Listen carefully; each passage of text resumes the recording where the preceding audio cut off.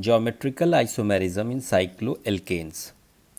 Cycloalkane में geometrical isomerism की conditions क्या होंगी? सबसे first condition in cycloalkenes, minimum 2 atoms ऐसे होने चाहिए जो sp3 हाइब्रिडाइज्ड हो, और वो 2 एटम्स जो होंगे वो कार्बन ही ज़रूरी नहीं है, वो एटम कार्बन भी हो सकता है, अदर देन कार्बन भी हो सकता है। तो 2 एटम होने चाहिए जो sp3 हाइब्रिडाइज्ड हो, और उनके साथ 2 ग्रुप ऐसे अटैच्ड होने चाहिए जो डिफरेंट हो। तो ईच कार्बन, अगर रिंग में कार्बन है या अदर एटम है, तो उसके साथ जो ग्रुप होना चाहिए वो ईच एटम के साथ डिफरेंट ग्रुप अटैच्ड होना चाहिए, एटलीस्ट 2 ग्रुप्स।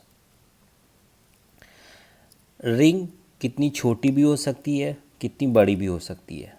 3 एटम्स की रिंग भी हो सकती है, 6 की भी हो सकती है, 8 की भी हो सकती है साइक्लोएल्केन्स के केस में। और कंडीशन सिर्फ यही रहेगी कि 2 एटम्स sp3 कार्बन होने चाहिए, 2 एटम्स ऐसे होने चाहिए जो sp3 हाइब्रिडाइज्ड हो। कार्बन भी हो सकता है, अदर देन कार्बन एटम भी हो सकता है, और उसके साथ 2 ग्रुप जो अटैच्ड हों वो डिफरेंट होने चाहिए। जैसे अगर ये 3 कार्बन की रिंग है और इसके साथ ये carbon sp3,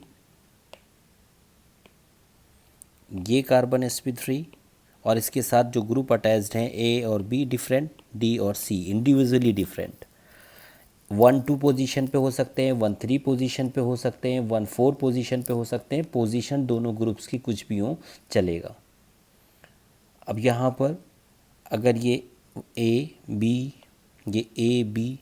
different group each carbon से लगे हों, या any different atom other than carbon, तो भी चलेगा। तो ये हो गया sp3 हाइब्रिडाइज्ड, ये हो गया sp3 हाइब्रिडाइज्ड। ABCD ये भी चलेगा। sp3 कंडीशन सिर्फ इतनी है, 2 एटम sp3, उनके साथ 2 अटैच्ड ग्रुप हैं, वो डिफरेंट हैं। ABCC 2 ग्रुप सेम हो गए, ये नहीं शो करेगा ज्योमेट्रिकल आइसोमेरिज्म। ABCD DBEF, अब सारे sp3 हाइब्रिडाइज्ड और इनके साथ different group for each atom.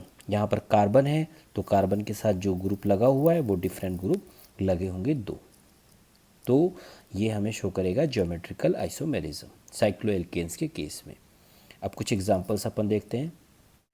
अब इसमें देखते हैं, ये कार्बन sp3, इसके साथ मिथाइल ग्रुप लगा हुआ है, अदर हाइड्रोजन होगा, अंडरस्टूड है। और यहाँ पर हाइड्रोजन हाइड्रोजन लगा हुआ है, यहाँ पर हाइड्रोजन हाइड्रोजन है। तो यहाँ पर तो 2 ग्रुप डिफरेंट हैं, हाइड्रोजन, और यहाँ पर मिथाइल ग्रुप है। तो लेकिन दूसरा कार्बन प्रेजेंट नहीं है, तो ये ज्योमेट्रिकल आइसोमेरिज्म नहीं शो करेगा। सेम कंडीशन इसमें है, यहाँ पर एक मिथाइल एक एथाइल लगा हुआ है, डिफरेंट ग्रुप है लेकिन एक ही कार्बन पर है, तो ये ज्योमेट्रिकल आइसोमेरिज्म नहीं शो करेगा। यहाँ पर मिथाइल यानी दूसरा हाइड्रोजन होगा, तो ये इन कार्बन्स के अलोंग ज्योमेट्रिकल आइसोमेरिज्म शो करेगा। और जिन कार्बन्स के अलोंग ये ज्योमेट्रिकल आइसोमेरिज्म शो करेगा उसे बोलेंगे स्टीरियोजेनिक सेंटर। इसे अभी हम आगे एक्सप्लेन करेंगे, stereogenic centre. Next one, methyl ethyl लगा हुआ है, यहाँ पर मिथाइल और यहाँ पर हाइड्रोजन, तो इन 2 कार्बन के अलोंग ज्योमेट्रिकल आइसोमेरिज्म शो करेगा। यहाँ पर क्लोरीन और यहाँ पर मिथाइल ग्रुप, बट दूसरा ऐसा कोई एटम नहीं है जो sp3 हाइब्रिडाइज्ड हो और उसके साथ 2 डिफरेंट ग्रुप अटैच्ड हो, तो ये नहीं शो करेगा। यहाँ पर 2 सेम ग्रुप, तो इस कार्बन के लिए नहीं। यहाँ पर एक हाइड्रोजन एक मिथाइल, इन 2 कार्बन के अलोंग शो करेगा। यहाँ पर 2 sp3 और डिफरेंट ग्रुप शो करेगा। यहाँ पर नहीं शो करेगा, 2 मिथाइल ग्रुप लगे हुए हैं, ये नहीं शो करेगा।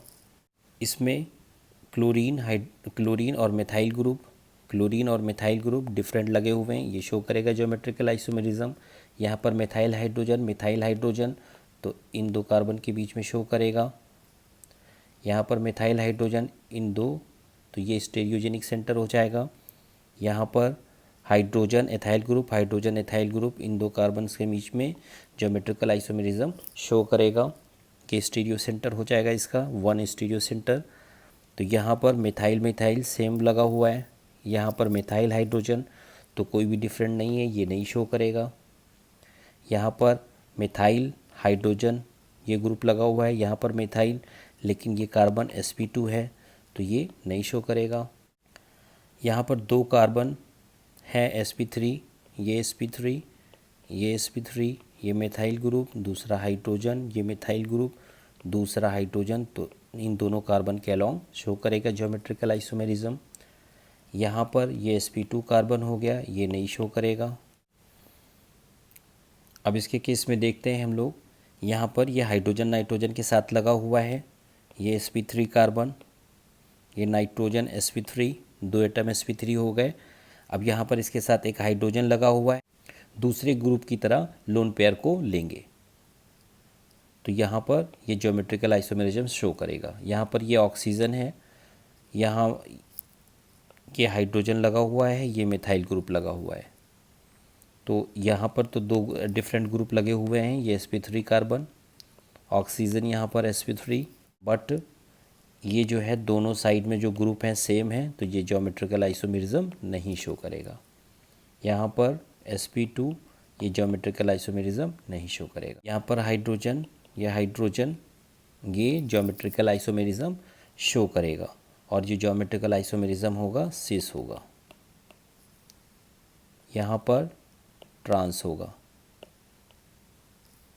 इन दो कार्बन के अलॉन्ग्स, और इन दो कार्बन के अलॉन्ग ये शो करेगा, और ये सिस होगा, ये भी सिस होगा इन दो कार्बन के अलॉन्ग्स, ये होगा ट्रांस, ज्योमेट्रिकल आइसोमेरिज्म शो करेगा ये भी। तो ये पांचों जो है ज्योमेट्रिकल आइसोमेरिज्म शो करेंगे।